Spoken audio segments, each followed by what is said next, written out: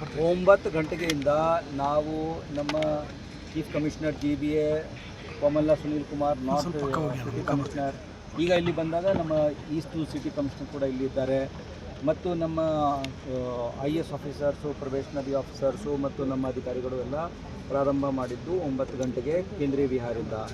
ಕೇಂದ್ರೀಯ ವಿಹಾರ್ಗೆ ಈ ಸಲ ಯಾವ ಥರದ್ದು ತೊಂದರೆ ಉಂಟಾಗುವುದಿಲ್ಲ, ಯಾಕಂದರೆ ನಾವು ಈಗಾಗಲೇ ದೊಡ್ಡದು ಅಲ್ಲಿ ಡ್ರೈನ್ ಕಟ್ತಾ ಇದ್ದೀವಿ. ಆ ಡ್ರೈನ್ ಕಟ್ಟಿ ಆ ವಾಟರ್ ಏನಿದೆ ಜಕ್ಕೂರಿಗೆ ಹೋಗ್ಲಿಕ್ಕೆ ವ್ಯವಸ್ಥೆ ಮಾಡಿರುವುದರಿಂದ, ಈಗಾಗಲೇ ಅಲ್ಲಿ ಅದೊಂದು ಮಾಡಿರುವುದರಿಂದ ಆ ಕೇಂದ್ರೀಯ ವಿಹಾರಗೂ ತೊಂದರೆ ಉಂಟಾಗುವುದಿಲ್ಲ. ಇದನ್ನು ನಾವು ಕೋಗಿಲು ಕ್ರಾಸ್ನಲ್ಲಿ ಕೂಡ ಅದಕ್ಕೆ ಲಿಂಕ್ ಮಾಡಿ, ಡ್ರೈನ್ಸ್ ಲಿಂಕ್ ಮಾಡಿ ಅಲ್ಲಿಗೆ ಹೋಗ್ತಾ ಇದ್ದೀವಿ. ಇದು ಆಗಲ್ಲ. Next we went to Tata Nagar, Dodda Bommasandra lake ಕೆಳಗಡೆ ಹೋದ ವರ್ಷ 2024ನಲ್ಲಿ ಭಾಳ ಮಳೆ ಬಂದು ತೊಂದರೆ ಉಂಟಾಗಿತ್ತು. ಅಲ್ಲಿ ಕೂಡ ಡ್ರೈನ್ದು ಸೈಡ್ ಲೈನಿಂಗ್ ಏನಿದೆ ವಾಲ್ಸ್ ಅದು ಎತ್ತರ ಮಾಡಿದ್ದೀವಿ. ಅಲ್ಲಿ ಲೇಔಟ್ನಲ್ಲಿ ಇರ್ತಕ್ಕಂಥ ಸೈಡ್ ಡ್ರೈನ್ ಇದೆ, ಅದು ನಮ್ಮ ಸುನೀಲ್ ಕುಮಾರ್ ಸಾಹೇಬ್ರಿಗೆ ಹೇಳಿದ್ದೀವಿ. ಅವರೆಲ್ಲ ಸೈಡ್ ಡ್ರೈನ್ಸ್ ಡಿಸೆಂಟಿಂಗ್ ಕೆಲಸ ಮಾಡಬೇಕು, ಅದು ಮಾಡ್ತಾ ಇದ್ದಾರೆ. ಅಲ್ಲಿ ಏನಾಗಿದೆ, 2-3 ಔಟ್ಲೆಟ್ ಇದೆ ಆ ಕೆರೆದು, ಬಟ್ ಅದು ಯಾವಾಗಲೂ ಕ್ಲೀನಾಗಿ ಇರಲ್ಲ ಮತ್ತು ಸ್ವಲ್ಪ ಮುಂದಕ್ಕೆ ಹೋಗಿ ಸಂಕೀರ್ಣ ಆಗಿಬಿಡುತ್ತೆ. ಇಲ್ಲಿ ಅಗಲ ಇರುತ್ತೆ, ಬರ್ತಾ ಬರ್ತಾ ಬರ್ತಾ ಬರ್ತಾ ಕೆಳಗಡೆ ಆಗ್ತದೆ. ಯಾಕೆಂದರೆ ಹಿಂದೆ ಅದು ಎಲ್ಲ ಫೀಲ್ಡ್ ಚಾನಲ್ ಇದ್ದವು, ಅಂದರೆ ಕೆರೆಯಿಂದ ನೀರು ತಗೊಂಡು ರೈತರ ಭೂಮಿಗೆ ಕೊಡ್ತಕ್ಕಂಥ ವಿಚಾರದಲ್ಲಿ ಮೊದಲೇ ಸ್ವಲ್ಪ ಅಗಲ ಇರುತ್ತೆ, ಆಮೇಲೆ ಕೆಳಗಡೆ ಹೋಗ್ತಾ ಹೋಗ್ತಾ ಕಡಿಮೆ ಆಗ್ತದೆ. ಅದಕ್ಕೆ ಹೇಗೆ ಅಗಲೀಕರಣ ಮಾಡಬೇಕು ಅಂತ ಹೇಳಿದ್ದೀವಿ. ಬಟ್ ಅಲ್ಲಿ 3-4 ಮಿಸ್ಸಿಂಗ್ ಲಿಂಕ್ ಇತ್ತು, ಅದು 15 ದಿನದೊಳಗಾಗಿ ಮುಗಿಸ್ಬಿಟ್ಟು ಅಲ್ಲಿನೂ ಕೂಡ ತೊಂದರೆ ಉಂಟಾಗ್ತಕ್ಕಂಥ ವಿಚಾರ ನಮಗೆ ಕಂಡು ಬರ್ತಾ ಇಲ್ಲ, ತೊಂದರೆ ಆಗುವುದಿಲ್ಲ. ಹೆಬ್ಬಾಳ ಲೇಕ್ ಮತ್ತು ನಾಗವಾರ ಲೇಕ್ ನಾವು BBMP ವಶಕ್ಕೆ ಪಡೆದು ಈಗ GBA ಮುಖಾಂತರ ಎಲ್ಲ ಸಿಟಿ ಕಾರ್ಪೊರೇಷನ್ಗೆ ಹಂಚಿಕೆ ಆಗಿದೆ. ಹಿಂದೆ ಆ 2 ಲೇಕ್ ಕೂಡ ನಮ್ಮ ಫಾರೆಸ್ಟ್ ಡಿಪಾರ್ಟ್ಮೆಂಟ್ ಹತ್ರ ಇತ್ತು, ಅವರು ಫಿಶರೀಸ್ ಕೊಟ್ಟಿದ್ರು ಇತ್ಯಾದಿ. ಅಲ್ಲಿ ವೆಟ್ಲ್ಯಾಂಡ್ ಇರಲಿಲ್ಲ ಮತ್ತು ಫುಲ್ ವಾಟರ್ ಏನಿದೆ ಡೈವರ್ಟ್ ಆಗ್ತಾ ಇತ್ತು. ಈ ಸಲ ನಾವು ಭಾಳ ವರ್ಷದ ನಂತರ ಹೆಬ್ಬಾಳ ಲೇಕ್ನಲ್ಲಿ ನೇರಾಗಿ ವಾಟರ್ ತಗೊಳ್ತೀವಿ.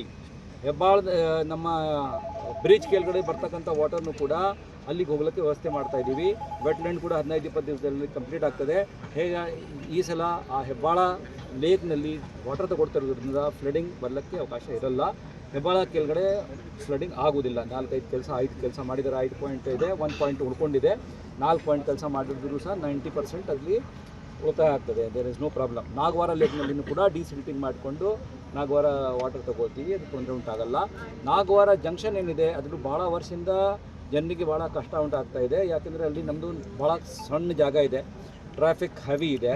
ಇದಕ್ಕಾಗಿ BWSSB ಲೈನ್ ಆಗಲಿ ಅಥವಾ ಗೇಲ್ ಲೈನ್ ಆಗಲಿ ಅದಕ್ಕೆ ಭಾಳ ಟೈಮ್ ತೊಗೊಂಡಿದ್ದೀವಿ. ಈಗ ಎಲ್ಲ ಕಂಪ್ಲೀಟ್ ಆಗಿದೆ ಕೆಲಸ. 15 ದಿವಸದಲ್ಲಿ BWSSB ತಮ್ಮ ಕೆಲಸ ಮುಗಿಸ್ತಾರೆ. ಆಮೇಲೆ ನಾವು ಕಾಂಕ್ರೀಟಿಂಗ್ ಮಾಡಬೇಕು. ಒಂದ್ಸಲ ಕಾಂಕ್ರೀಟ್ ಮಾಡಿದ್ರೆ ಯಾವುದು ಪೈಪ್ ಹಾಕ್ಲಿಕ್ಕೆ ಬರೋದಿಲ್ಲ, ಅದನ್ನು 15 ದಿನದೊಳಗಾಗಿ ಅದನ್ನು ಕಂಪ್ಲೀಟ್ ಮಾಡ್ತಾರೆ. ಫಸ್ಟ್ 15 ದಿನದಲ್ಲಿ ಕೆಲಸ ಕಂಪ್ಲೀಟ್ ಆಗ್ತದೆ. ನೆಕ್ಸ್ಟ್ 15 ದಿನಗಳಲ್ಲಿ ಕಾಂಕ್ರೀಟಿಂಗ್ ಮಾಡಿ ನಾವು ಚೆನ್ನಾಗಿ ಕೆಲಸ ಮಾಡಿ ಮುಗಿಸ್ತೀವಿ. ಅದು 1 ತಿಂಗಳು ಅಲ್ಲಿ ಆಗ್ತದೆ. ಆಮೇಲೆ ನಾವು ಮಾನ್ಯತಾ ಟೆಕ್ ಪಾರ್ಕ್ ಕಡೆಗೆ ಹೋಗಿದ್ದೀವಿ. ಮಾನ್ಯತಾ ಟೆಕ್ ಪಾರ್ಕು ಮತ್ತು ಕಾರ್ಲೆ ಟೆಕ್ ಪಾರ್ಕು ಮತ್ತು ಮಾನ್ಫೋ ಅದು ಬಹಳ ವರ್ಷದಿಂದ ಅಲ್ಲಿ ಬರ್ತಕ್ಕಂಥ ನೀರಿಗೆ ಹೋಗ್ಲಿಕ್ಕೆ ದಾರಿನೇ ಇಲ್ಲ.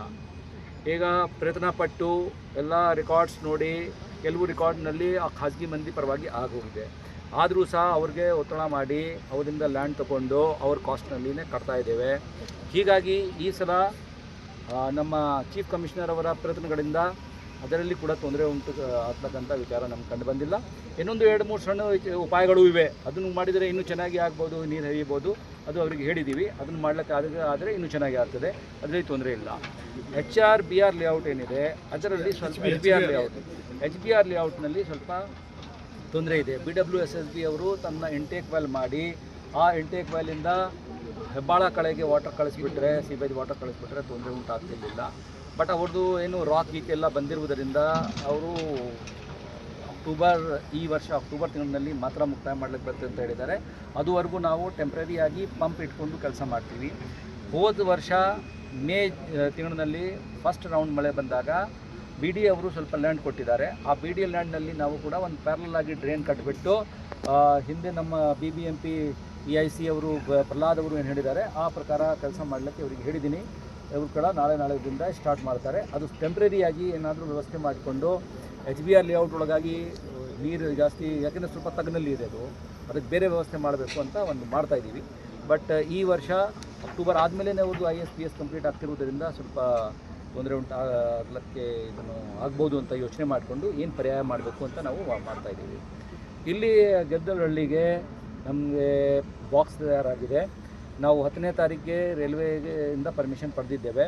ಅದು ಕೆಲವು ಶಿಫ್ಟಿಂಗ್ ಆಗಿಲ್ಲ, ಎಲೆಕ್ಟ್ರಿಕ್ ಲೈನ್ ಶಿಫ್ಟಿಂಗ್ ಆಗದೇ ಇರೋದ್ರಿಂದ 14ನೇ ತಾರೀಕು ರಾತ್ರಿಯಿಂದ ಸ್ಟಾರ್ಟ್ ಮಾಡಿ ಫಸ್ಟ್ ಬಾಕ್ಸ್ ಏನಿದೆ 2ನೇ ತಾರೀಕು ಒಳಗಾಗಿ ಮುಗಿಸ್ತೀವಿ, 2ನೇ ಮೇ ಒಳಗಾಗಿ ಮುಗಿಸ್ತೀವಿ. ದೆನ್ ಸೆಕೆಂಡ್ ಬಾಕ್ಸ್ 3ನೇ ಮೇಲಿಂದ ಹಿಡಿದುಬಿಟ್ಟು ಅದಕ್ಕೆ 15 ದಿವಸ, ಅದನ್ನೇ 18-19ನೇ ತಾರೀಕಿಗೆ ಮುಕ್ತಾಯ ಆಗ್ತದೆ. ಆಮೇಲೆ ನಾವು ಪಿಚ್ಚಿಂಗ್ ಮಾಡಿಕೊಂಡು ಎಲ್ಲ ವ್ಯವಸ್ಥೆ ಮಾಡಿಕೊಂಡು ಬಂಡ್ ಮಾಡಿಕೊಂಡು ಅಲ್ಲಿ ಬರ್ತಕ್ಕಂಥ ನೀರನ್ನು ಅಲ್ಲಿ ಗೆದ್ದಲಹಳ್ಳಿಗೆ ಮಾಡಲಿಕ್ಕೆ ವ್ಯವಸ್ಥೆ ಮಾಡ್ತೀವಿ. ಇದು ಎಲ್ಲ ಹೋದರೆ HBR ಲೇಔಟ್ ಆಗಲಿ ಅಥವಾ ಹಿಂದ್ಕಡೆಗೆ ಬರ್ತಕ್ಕಂಥ ಎಲ್ಲ ಲೇಔಟ್ ಆಗಲಿ ಅದರಲ್ಲಿ ಅಷ್ಟೇನು ತೊಂದರೆ ಉಂಟಾಗೋದಿಲ್ಲ. ಯಾಕೆಂದರೆ ಇಲ್ಲಿಂದ ಗೆದ್ದಲಹಳ್ಳಿಯಿಂದಲೇ ಬಂಟ್ ಆಗಿ ಹೋಗ್ತದೆ. ಒಂದು ವೇಳೆ ಬಿಕಾಸ್ ಆಫ್ ISPS ಗೆದ್ದಲಹಳ್ಳಿನ ಸ್ವಲ್ಪ ಹೆಚ್ಚು ಕಡಿಮೆ ಆದರೂ ಸಹ ಇಲ್ಲಿ ಪಂಪಿಂಗ್ ವ್ಯವಸ್ಥೆ ಮಾಡಿಕೊಂಡು HBR ಲೇಔಟ್ಗೆ ತೊಂದರೆ ಆಗಬಾರ್ದು ಅಂತ ದೃಷ್ಟಿಯಿಂದ ಕೆಲಸ ಏನು ಮಾಡಬೇಕು ಮಾಡ್ತಾಯಿದ್ದೀವಿ. ಸಾಯಿ ಲೇಔಟ್ಗೆ ಏನಿದೆ, ಇದು ನಾವು ಗೆದ್ದಲಹಳ್ಳಿ ಮಾಡಿದರೂ ಸಹ ಸಾಯಿ ಲೇಔಟ್ ತಗ್ನಲ್ಲಿ ಇರುವುದರಿಂದ ಅದು ಅದಕ್ಕೆ ಪರಿಹಾರ ಮಾಡಬೇಕಾದ್ರೆ ಒಂದು ಬೇರೆ ಲೈನ್ನೇ ತಯಾರು ಮಾಡಿಕೊಂಡು BD ಅವರು ಒಂದು ವ್ಯವಸ್ಥೆ ಮಾಡಿದ್ದಾರೆ. ಆ ವ್ಯವಸ್ಥೆಗೆ ತಕ್ಕ ರೈಲ್ವೆನೂ ಒಳಗಡೆ ಒಂದು ಸಣ್ಣದು ವೆಂಟ್ ಕೆಳಗಡೆ ಮಾಡಲಿಕ್ಕೆ ಪರ್ಮಿಷನ್ ಕೊಟ್ಟಿದ್ದಾರೆ. ಬಟ್ ಅದು ಈ ಮಳೆಗಾಲದಲ್ಲಿ ಆಗ್ತಕ್ಕಂಥ ವಿಚಾರ ಆಗ್ತಾ ಇಲ್ಲ ನನಗೆ. ಹೀಗಾಗಿ ಆ ಸಾಯಿ ಲೇಔಟ್ಗಾಗಿ ಟೆಂಪ್ರರಿ ವ್ಯವಸ್ಥೆ ಏನು ಮಾಡಬೇಕು ಅಂತಕ್ಕಾಗಿ ನಮ್ಮ commissioner East commissioner, GBA commissioner ಮತ್ತು BD ಅವರು 3 ಮಂದಿ ಸೇರಿಕೊಂಡು ಒಂದು ಟೆಂಪ್ರರಿ ಉಪಾಯವನ್ನು ಹಿಡಿದು ಮಾಡ್ತಾರೆ. ಯಾಕೆಂದರೆ ನಾವು ಗೆದ್ದಲಹಳ್ಳಿ ಕ್ಲಿಯರ್ ಆದರೆ ಇಲ್ಲಿಂದ ವಾಟರ್ ತಂದು ಹಾಕ್ಬೋದು. ಇಲ್ಲಿ ಏನಾಗ್ಬಿಡುತ್ತೆ, ಮಳೆ ಬಂದಾಗ ಅಷ್ಟು ಹೈ ಇರುತ್ತೆ, ಅಲ್ಲಿ ಪಂಪ್ ಮಾಡಿ ಇಲ್ಲಿ ತಂದರೂ ಸಹ ಅಲ್ಲಿ ಬ್ಯಾಕ್ ಆಗಿಬಿಡುತ್ತೆ. ಈಗ ಗಂಟು ಜಾಸ್ತಿಯಾಗಿ ಕೆಳಗಡೆ ಹಿಡಿದಿರುವುದರಿಂದ, ನೀರಿನ ಮಟ್ಟ ಕೆಳಗಡೆ ಇರುವುದರಿಂದ ಈ ಸಾಯಿ ಲೇಔಟ್ ಪಂಪಿಂಗ್ ಇಲ್ಲೇ ಕೂಡ ಡೈರೆಕ್ಟಾಗಿ ಮಾಡ್ಬೋದು. ಆ ವ್ಯವಸ್ಥೆ ನಾವು ಟೆಂಪ್ರರಿಯಾಗಿ ಮಾಡಲಿಕ್ಕೆ ವ್ಯವಸ್ಥೆ ಮಾಡ್ಕೊಡ್ತೀವಿ. ಈಗ ನೆಕ್ಸ್ಟ್ ನಾವು ಸಾಯಿ ಲೇಔಟ್, ಪೈ ಲೇಔಟ್ ಹೋಗಿ ಈಗ HBR ಲೇಔಟಲ್ಲಿ ಪರಿಶೀಲನೆ ಮಾಡಬೇಕಾದ್ರೆ ತಾವು ತೀವ್ರ ಅಸಮಾಧಾನವನ್ನು ಹೊರಹಾಕ್ತಿದೆ. ಯಾವ ಅಧಿಕಾರಿ ಸಸ್ಪೆಂಡ್ ಕೂಡ ಮಾಡ್ತೀನಿ ಅಂತ ಸ್ಥಳೀಯ ಪರದಲ್ಲೇ ಹೇಳಿದರೆ, ಯಾವ ಅಧಿಕಾರಿ ಏನು ಕಾಮಗಾರಿ ವಿಳಂಬ ಆಗಿತ್ತು?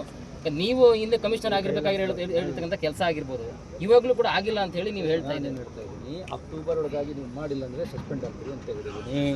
ಈಗ ಅವರು ಮಾಡಿರುವ ತಡ ಏನಿದೆ ಅದು ರಾಕ್ ಬಂದಿರುವುದರಿಂದ ಅವ್ರಿಗೆ ಮಾಡಲಿಕ್ಕೆ ಆಗಿಲ್ಲ ಅಂತ ಹೇಳಿರುವುದರಿಂದ ಅವ್ರಿಗೆ ಏನು ಸ್ವಲ್ಪ we have to give the benefit of doubt. BWSSB chief engineer ನಾವು ಮಾಡ್ಲಿಕ್ಕೆ ಹೋದೆ, ನಾನು ಲಾಸ್ಟ್ ಅಕ್ಟೋಬರ್ನಲ್ಲಿನೇ ಕೊಡ್ತೀವಿ ಅಂತ ಹೇಳಿದ್ರು. ಅದು ರಾಕ್ ಬಂದಿರೋದ್ರಿಂದ ಕೆಳಗಡೆ ನಮಗೆ ಮಾಡಲಿಕ್ಕಾಗಿಲ್ಲ, ನೀರು ಹರಿವಿಕೆ ಜಾಸ್ತಿ ಇತ್ತು ಅಂತ ಏನೋ ಹೇಳ್ತಾ ಇದ್ದಾರೆ. ಅದಕ್ಕೆ ನಾವು ಈಗ ಬೆನಿಫಿಟ್ ಆಫ್ ಡೌಟ್ ಕೊಟ್ಟು ಅಕ್ಟೋಬರ್ ಒಳಗಾಗಿ ಅವರು ಮುಗಿಸ್ಲಿಲ್ಲ ಅಂತ ಆದರೆ ದೆನ್ ಅವ್ರ ಮೇಲೆ ಆಕ್ಷನ್ ತಗೊಳ್ಬೇಕಾಗಿರುತ್ತೆ. ಮೇ 30 ಒಳಗಾಗಿ ಎಲ್ಲ ಕಾಮಗಾರಿ ಮುಗಿಸ್ಬೇಕು ಅಂತ ಡೆಡ್ ಲೈನ್ ಕೊಟ್ಟಿದ್ದಾರೆ. ಹೌದು, ಇಲ್ಲಿ ಸಸ್ಪೆಂಡ್ ಕೂಡ ಮಾಡ್ತೀರಾ ಅಂತ ಹೇಳಿ. ಹೌದು ಸರ್, ಮೇ 30 ಒಳಗಾಗಿ ಇಲ್ಲಿ ಇರ್ತಕ್ಕಂಥ ನಮ್ಮ ಇಂಜಿನಿಯರ್ಸ್ ಮಾಡಲಿಲ್ಲ ಅಂತ ಆದರೆ ಆ ಸಸ್ಪೆಂಡ್ ಆಗೇ ಆಗ್ತದೆ ಸರ್. ಅದರ ಹೊರತಾಗಿ ಈಗ ಬೇಸಿಗೆ ಇರೋದ್ರಿಂದ ಮುಗಿಯೋ ಕಾಲದಲ್ಲಿ ಏನೇನೆಲ್ಲ ವ್ಯವಸ್ಥೆ ಮಾಡ್ಕೊಳ್ತೇವೆ ಮಳೆಗಾಲಕ್ಕೆ ಸರ್? ಬೆಂಗಳೂರು ಸೇಫ್ ಅನ್ನೋ ಒಂದು ವಿಚಾರ ಸರ್. ಈಗ ಸಂಜೆಗೆ ನಾವು ಈಗ ಎಲ್ಲ ಮಾಡಿಕೊಂಡು ಒಂದು ರೌಂಡ್ ಮಾಡಿಕೊಂಡು ಸಂಜೆಗೆ GBA ಕಮಿಷನರ್ ಅವರು ಸುಮಾರು ಮೀಟಿಂಗ್ ಮಾಡಿದ್ದಾರೆ. BWSSB, GBA, ನಮ್ಮ ಎಲ್ಲ 5 ಕಮಿಷನರ್ಸು ಏನೇನು ಕೆಲಸ ಮಾಡಿದ್ದಾರೆ, ಏನೇನು ಟ್ರಾಫಿಕ್ ಪೊಲೀಸ್ ಅವ್ರಿಗೆ ಕೂಡ ಕರಿತೀವಿ, ಫೈರ್ ಫೈಟರ್ಸ್ಗೆ ಕಳಿಸ್ತೀವಿ, ನಮ್ಮ ಎಲ್ಲ ಡಿಪಾರ್ಟ್ಮೆಂಟ್ ಕಳಿಸ್ಬಿಟ್ಟು ಅವರು ಆ್ಯಕ್ಷನ್ ಪ್ಲಾನ್ ಏನು ತಯಾರು ಮಾಡಿದ್ದಾರೆ. ಈಗಾಗಲೇ ಅವರು ತಯಾರು ಮಾಡಿದ್ದಾರೆ, ಸುಮಾರು ತಯಾರಿಕೆ ಮಾಡಿ ಎಲ್ಲ ಕಾರ್ಯರತ ಆಗಿದ್ದಾರೆ. ಅದು ನಾವು ವೀಕ್ಷಣೆ ಮಾಡಿಕೊಂಡು ಏನಾದರೂ ನಮ್ಮ ಕಡೆಯಿಂದ ಪರಿಶೀಲನೆ ಮಾಡಿದ ಮೇಲೆ ಏನಾದರೂ ಅಂಶ ಇದ್ದರೆ ಸಲಹೆ ಸುಜಾವಗಳನ್ನು ನೀಡುತ್ತೇವೆ. ಬಟ್ ಚಿಂತೆ ಮಾಡಬೇಡಿ, ಈಗ 4-5 ವರ್ಷಗಳಿಂದ ಸುಮಾರು ಕೆಲಸ ಆಗಿರುವುದರಿಂದ ಅಷ್ಟು ಪಾಯಿಂಟ್ಸ್ಗೆ ಫ್ಲಡಿಂಗ್ ಆಗ್ತಾ ಇರೋದು 4-5 ಕಡೆಗೆ ಮಾತ್ರ. ಅದಕ್ಕೇ ದೊಡ್ಡ ಪ್ರಮಾಣದಲ್ಲಿ ಪ್ರಚಾರ ಆಗಿಬಿಡುತ್ತೆ. ಅದನ್ನು ಕೂಡ ನೀವು ಕೂಡ ಅದಕ್ಕೆ ಎಷ್ಟು ಮಟ್ಟಕ್ಕೆ ಅದು ಫ್ಲಡಿಂಗ್ ಆಗಿದೆ ನಾವು ಪ್ರಯತ್ನ ಪಡೋದು ಎಲ್ಲಿಯೂ ಆಗಬಾರ್ದು, ಯಾವಾಗಲೂ ಆಗಬಾರ್ದು ಅಂತನಿಲ್ಲ. ಹೋದ ವರ್ಷನೂ ಕೂಡ ಹಾಗೆ ತಿಳ್ಕೊಂಡು ಹೋಗಿದ್ದೀವಿ. ನಾವು ಹಿಂದಿನ ವರ್ಷನೂ ಕೂಡ ಆ ಥರ ಮಾಡಿದ್ದೀವಿ. ಬಟ್ ಜಾಸ್ತಿ ಮಳೆ ಬಂದಾಗ ಏನು ಮಾಡಲಿಕ್ಕೆ ಆಗಲ್ಲ. ನಾವು ಪ್ರಿಪೇರ್ ಮಾಡ್ತಾ ಇರೋದು 160ಇಂದ 120 mm ರೇನ್ ಬಂದರೆ ಯಾವ ಥರದ್ದು ತೊಂದರೆ ಉಂಟಾಗೋದಿಲ್ಲ. 100-120 ಮೇಲೆ ಆದರೆ ತೊಂದರೆ ಉಂಟಾಗ್ತದೆ. ಕೆಲವು ಪಾಕೆಟ್ಸ್ನಲ್ಲಿ ಏನಾಗ್ತದೆ, ಮಳೆ ಕಡಿಮೆ ಆದರೂ ಸಹ ನಮ್ಮೆಲ್ಲ ವ್ಯವಸ್ಥೆ ಇದ್ದರೂ ಸಹ ಸಾಲಿಡ್ ವೇಸ್ಟ್ ಇರುತ್ತೆ, ಅದು ಎಲ್ಲ ಅಂಟುಬಿಡುತ್ತೆ. ಅದು ಏನಾದರೂ ಬಂದು ನಮ್ಮ ಡ್ರೈನ್ ಸಿಸ್ಟಮ್ಗೆ ಧಕ್ಕೆ ಉಂಟು ಮಾಡ್ತಕ್ಕಂಥ ವಿಚಾರ ಆಗ್ತದೆ. ಆಗ ಸ್ವಲ್ಪ ಇನ್ನೊಂದು ಚಿಂತೆ ಇದೆ ಸರ್. ಈಗ ಮಳೆಗಾಲ ಆರಂಭ ಆಯಿತು ಅಂದರೆ ಇನ್ನೊಂದು ಚಿಂತೆ ಏನು ಅಂತಂದರೆ ಬೆಂಗಳೂರಿಗೆ ಗುಂಡಿಗಳು, ಅದಕ್ಕೇನಾದರೂ ಪರಿಹಾರ ಕೊಡ್ತೀರಾ? ಮಳೆಗಾಲ ಶುರುವಾಗ್ಬಿಟ್ರೆ ಮತ್ತೆ ಏನು ಮಾಡೋಕ್ಕಾಗಲ್ಲ, ಗುಂಡಿ ಮುಚ್ಚಕ್ಕಾಗಲ್ಲ, ಏನು ಮಾಡೋಕ್ಕಾಗಲ್ಲ ಹೇಳಿ ಸರ್. ಅದಕ್ಕೇನಾದರೂ ಗುಂಡಿ ಈಗ ನಮ್ಮ ಕಮಿಷನರ್ ಸಾಹೇಬರು ಬಂದು ಇದಕ್ಕೆ ನಿಮಗೆ ವಿಸ್ತಾರವಾಗಿ ಹೇಳ್ತಾರೆ. ಈಗ ಏನಾಗಿದೆ, ನಾವು ಎಲ್ಲ ಆರ್ಟಿರಿಯಲ್ ಸಬ್ ಆರ್ಟಿರಿಯಲ್ ರೋಡಿಗೆ ಯಾವುದು DLP ಪೀರಿಯಡ್ನಲ್ಲಿ ಇಲ್ಲ, ಅಂತ ಎಲ್ಲ ರೋಡ್ಗೆ 694 ಕೋಟಿಯಲ್ಲಿ ಸ್ಯಾಂಕ್ಷನ್ ಮಾಡಿ ಅಲ್ಲಿ ಒಂದು ಲೇಯರ್ ಆಫ್ ಇದನ್ನು ಡಾಮರೀಕರಣ ಮಾಡಬೇಕು ಅಂತ ಆರ್ಡರ್ ಕೂಡ ಆಗಿ ಟೆಂಡರ್ ಆಗಿ ಎಲ್ಲ ಆಗೋಗಿದೆ. ಅದರಲ್ಲಿ 400 ಕಿಲೋಮೀಟರ್ ಅಷ್ಟು ಬರುತ್ತೆ. 450 ಬರ್ತಾ ಇತ್ತು, ಸ್ವಲ್ಪ ಕಡಿಮೆ ಆಗಿದೆ, 400 ಬರುತ್ತೆ. ಓಕೆ, ಸೊ ಅದನ್ನು ಬಿಟ್ಟು ನಾವು ಕಾಂಕ್ರೀಟಿಂಗ್ ಮಾಡ್ತಾ ಇರೋದು 17 ಪ್ಯಾಕೇಜ್ನಲ್ಲಿ 123 ಕಿಲೋಮೀಟರು ಕಾಂಕ್ರೀಟಿಂಗ್ ಮಾಡ್ತಾ ಇದ್ದೀವಿ. ಕಾಂಕ್ರೀಟಿಂಗ್ ಸ್ವಲ್ಪ ಟೈಮ್ ಆಗ್ತದೆ, ಬಟ್ ಅದು ಪರ್ಮನೆಂಟ್ ಆಗಿ ವ್ಯವಸ್ಥೆ ಆಗ್ತದೆ.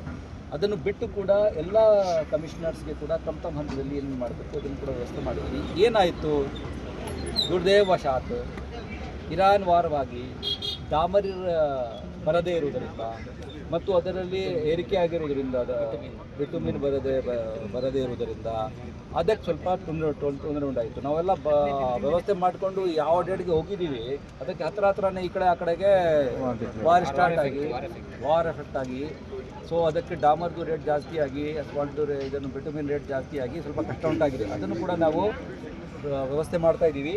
ಅದು PWD ಕೋಡ್ನಲ್ಲಿ ಏನೇನು ವ್ಯವಸ್ಥೆ ಇದೆ, ಈ ಥರ ವಾರ್ಗೆ ಬಂದಾಗ ಏನು ಮಾಡ್ಬೋದು ಅಂತ ಮಾಡಿಕೊಂಡು ಜಾಸ್ತಿ ಹಣ ಕೊಟ್ಟರು ಸಹ ಇದನ್ನು ಕಂಪ್ಲೀಟ್ ಮಾಡಲಿಕ್ಕೆ ವ್ಯವಸ್ಥೆ ಮಾಡ್ತಾ ಇದ್ದೀವಿ ಸರ್.